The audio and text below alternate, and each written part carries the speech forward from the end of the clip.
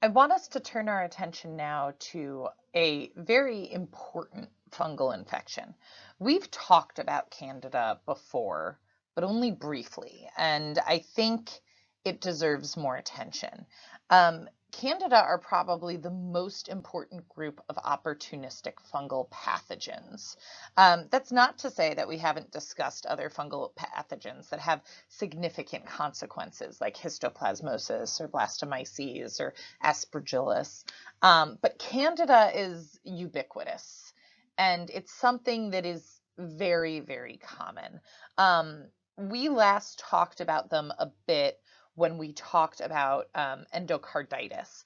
And that's because Candida is actually the most common cause of central line associated bloodstream infections. And you would think it would be a bacterial infection, and Staph aureus is certainly is really high on the suspect list here. But Candida is what's going to lead to fungemia, which is basically just fungi in the blood, the same way we talk about viremia or bacteremia. And Candida is certainly what's going to a cause of that, and a significant one that we need to be aware of. It's also the most common cause of yeast infections in women. And these are not uncommon.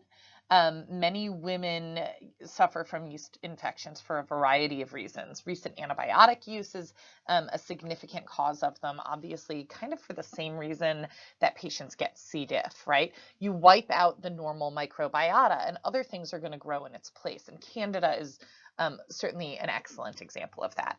There are more than 100 species of Candida.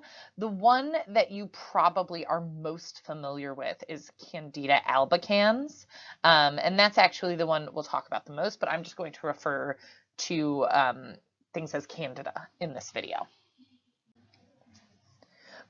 Most of this is stuff I've already said. It's, third most common cause of central line associated bloodstream infections, with bacteria obviously being more prevalent. It's a really important fungal pathogen. Yeast infections, we're largely going to talk about C. albicans. Let's talk about kind of its morphology though. In culture, Candida are going to cause smooth, white, creamy, domed colonies. They look kind of like perfect little white circles. And they're often, they're smooth. They look almost like drops of milk or heavy cream on the agar. So they're very clean looking, which is funny because oftentimes in culture they're actually a contaminant, but that's another story. They can undergo a bunch of different changes, which is known as phenotypic switching. And this is interesting. It's different than just mutation. Phenotypic switching is basically where a single strain of Candida can switch reversibly among different morphologies or morphotypes, and that can actually change what it looks like. So you can get these, smooth white colonies composed of basically budding yeast to like very fuzzy or hairy colonies that are composed of pseudohyphal or hyphal forms. So in this image over here, the black arrow are actually chlamydospores, and the red arrow are actually blastoconidia. So you're seeing two different types of Candida in very close proximity to each other. And there's this pseudohyphae that's actually connecting these different types of morphologies. And all of this is due to that phenotypic switching. So I already said this, but the epidemiology of Candida is really just everywhere.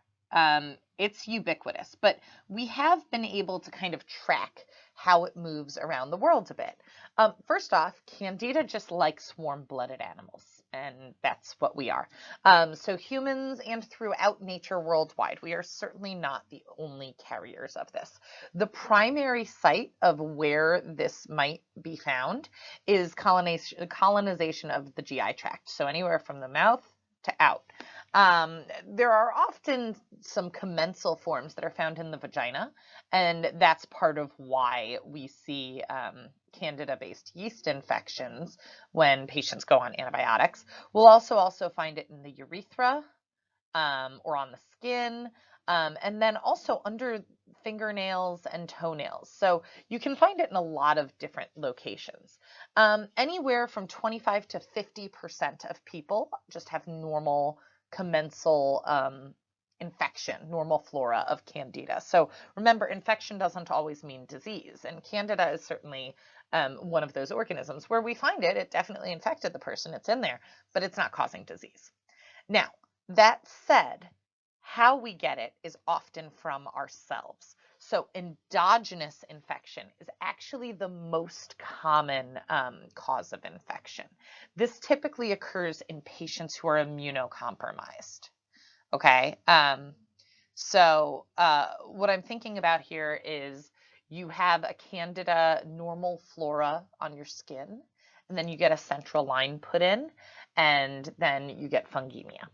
That would be considered an endogenous infection. This was an infection you already had, the pathogen was already on you, and now it's been moved to a different site within you. So that's endogenous infection.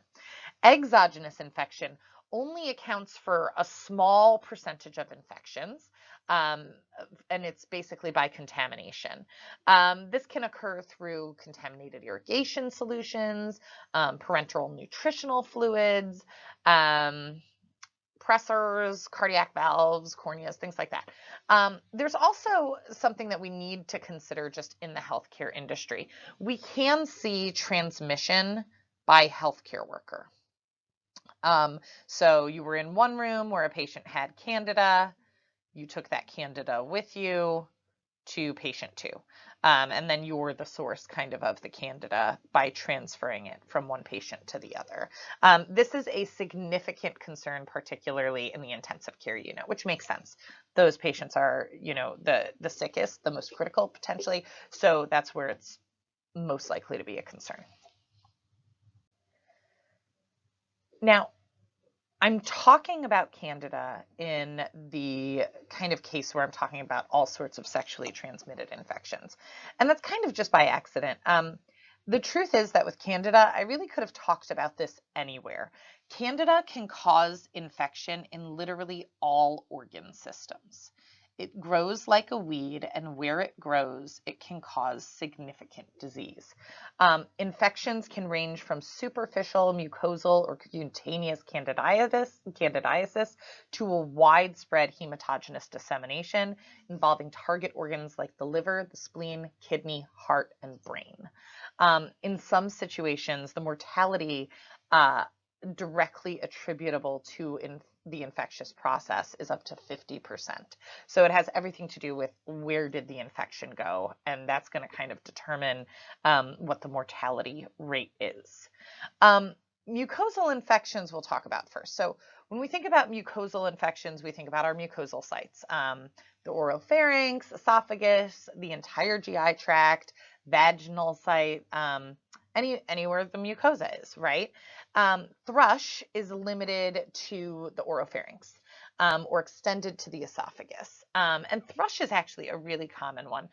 Particularly with thrush, one of the cohorts of people you might think of are breastfeeding mothers and their infants.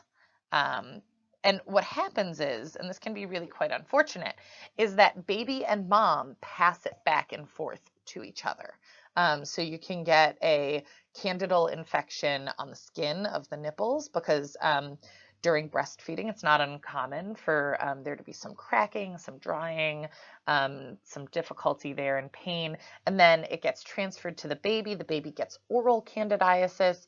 And it's very difficult then at that point to kind of clean it up, and it can kind of be recurrent.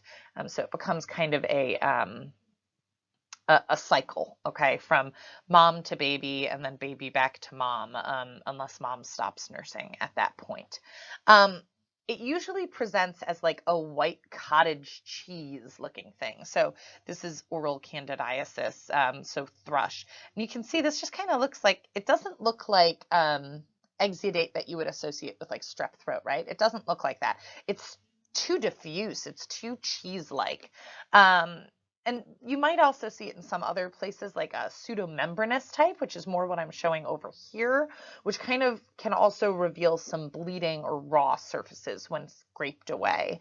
And those will be some sore areas. You can also see candidal leukoplakia, which is basically a white thickening of the epithelium. You can also see sores or fissures at the corners of the mouth. So you can see oral thrush here and esophagitis. So oral thrush here and esophagitis over here. And like I said before, you can see infants and nursing mothers who can experience this cycle going back and forth if not properly treated, cared for, cleaned. It's very difficult to work with. This is me just focusing on kind of the mucosal layers, but as we've mentioned before, you can also see yeast infections as a result of Candida, overgrowth of Candida, in which case you'd have to treat with an antifungal. And we can also see bloodstream infections and even encephalitis as a result of these infections.